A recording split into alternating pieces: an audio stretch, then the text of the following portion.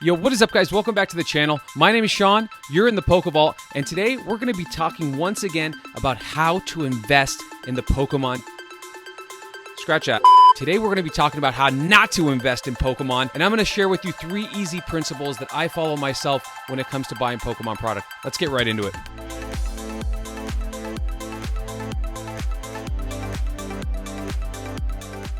I hear you guys loud and clear. You say, Sean, you're always telling us what to buy. Tell us what not to do. So this is an answer to those questions, or some of them at least. So number one, guys, in terms of new sets, one thing that I definitely do not do, I don't buy heavy into the first wave. My suggestion is if you want to get that itch scratch to open up the set, and it's also a set that you enjoy and you want to buy for a long-term hold, I would suggest waiting until the second or third print run and definitely trying to find that dip. And we're going to talk about that dip and how to find that. So the one thing that I will do is I will buy pre-release product. This is not for me to hold on to and to resell.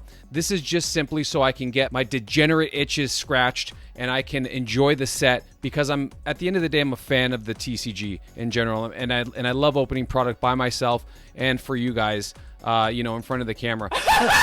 So I created a visual that might be useful for us. So this is a simple bar graph, and we're going to call the very bottom of this graph, we're going to say that that is pre-release, right? So if you have a really cool LCS, a lot of times they will sell you a few items here and there on pre-release, or you can go onto the Pokemon Center, wherever it is that you can kind of find your way into getting some pre-release orders in, you will find it at retail. So we're going to call the first spike the hype spike, right? So that is very, very common. We've seen it in every single set in recent history. And then what do we see? Once the market starts to flood and we have a surplus of product now, which is much different from when we were having a kind of a product drought a year ago or two, and which caused prices to go insane. So then you're going to see an immediate dip, right? So then you're going to see Brilliant Stars go from 140 to 150 right back down to like $119. You can find them on the secondary market for $119, right? So this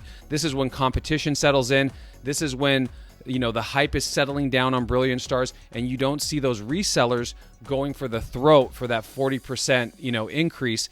And they're coming down and being more realistic because competition is settling in, and you have a surplus of product, and they have to move that money so they can gain that capital back, so they can regenerate and do it again on the next set.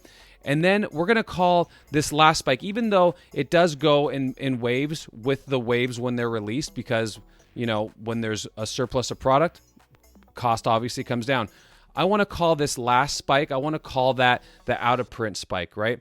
So this is what the set is going to do over a longer period of time. What's going to happen to Brilliant Stars when the set is out of print? And a lot of people sometimes enter the market on these sets when the set is peaking after the set goes out of print. That is one thing that you do not want to do.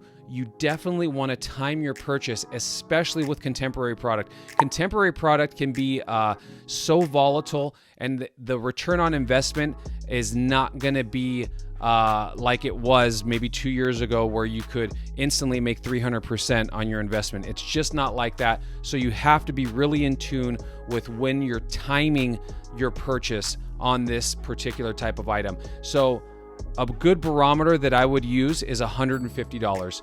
$150 seems to be the peak of what a contemporary set is selling at when it's in print, in full swing, when it's at its hype or not. And then depending on the strength of the set will determine how far down it dips back down, right? So to take another set, for example, let's just take, Chilling Reign.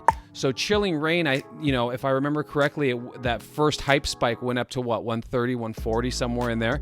And then now you can see Chilling Reign at about $89. So you can see that the hype is definitely worn off. I think the set is very strong, but as far as investments go, if you're buying a booster box, guys, of contemporary product, $80 to $90, I don't care what it is. Even if it's battle styles, I don't think you're making a bad choice. That's my personal opinion. But then you really have to look at the strength of the set. And Chilling Reign, very saturated, a lot of product, but it's going to surprise a lot of people in 5 to 10 years from now. And you can mark my words now. It's going to surprise a lot of people. And if you're one of those people that bought it at $80 to $90, look in the past. Look at any booster box ever. No booster box has ever sold for less than $150 when it's out of print after, a few years. I don't care what you go into. So you're not putting your money into a losing effort. You are going to make your money back plus, and that is something to look at. So rule number 2 is, while the set is in print, I do not buy the box for over $150. That is a definitive rule for me. Is $150 is my barometer. That is my tipping point. So for an example, right now you can find Evolving Skies at $150 for a booster box. My tipping point for Evolving Skies is right there at $150. I'm going to wait to see what happens on the next print run. I want to see if that second dip, if it goes down to, let's say 110, 120, I'm definitely going to be a player. I bought in huge when these boxes were at about $110 a few months ago. I bought cases upon cases. So that was my time that I wanted to time that set. If the set goes down to $90, which I don't believe it will because the set is so freaking cracked and insane, I would not bemoan buying it at 110 because I know I'm going to make my money back with time, but I would definitely re-dip into that set. So for those reasons, I use $150 as my barometer. So one thing that I do not do is buy booster boxes for over $150 while they're in rotation. Number 3, guys, you cannot have rules number 1 and 2 without number 3. Do your homework. What do I mean by that? Look at the set. Is the set strong? How many chase cards are there? How popular are the Pokemon that are in the set?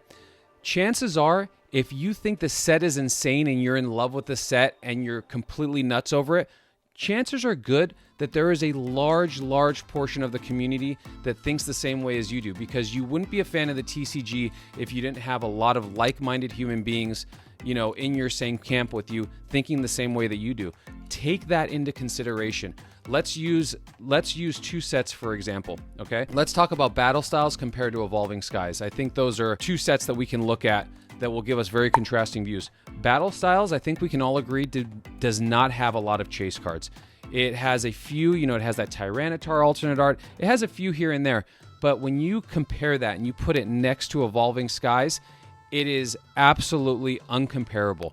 So you have to take that into consideration while looking at the card sets and the strength of the cards. You need to look at that and make an educated decision based off of your research and your homework. If there are more chase cards and more popular cards in the set and popular Pokemon, the set is going to age better than other sets that don't have those same qualities and values. You have to take those things into consideration if you're really being serious about throwing money into this TCG for a long-term hold type of thought process. So yeah, always do your homework. And the best way to do that, guys, is simply go online and look at the cards, see what they're selling for, see what they're reselling for, and try to track that and follow that market. And the box prices will always follow the strength of the cards that are inside.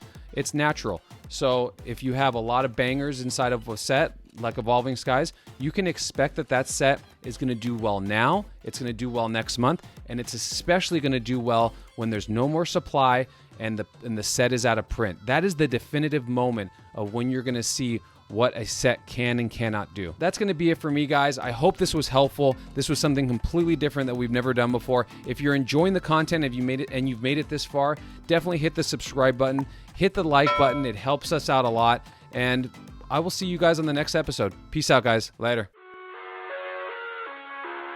Yo, what's up, guys? If you want to see a video that I think that you might like after watching what you just watched, click the button right here. And if you want to be one of those people that want to subscribe to the channel and see how far this rabbit hole goes, the button's right here. Do it!